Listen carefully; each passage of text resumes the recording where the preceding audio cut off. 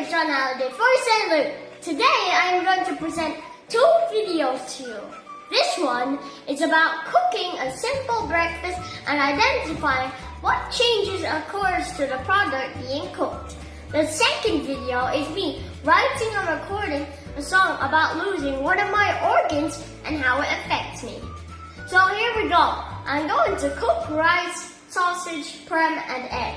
Let's start with the rice because this takes the longest time, around 20 minutes to cook. As you can see, it looks like dried seeds and it changes into soft, fluffy rice. Here we are washing the rice first.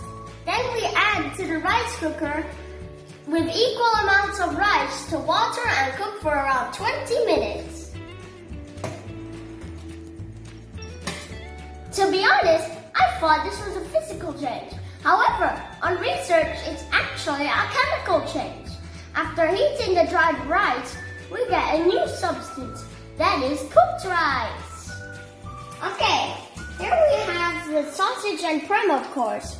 These are made from many different kinds of meat.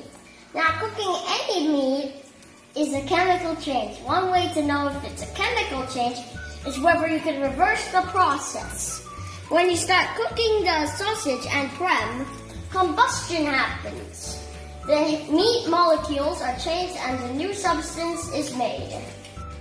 If it was the breaking of the egg, that would be a physical change.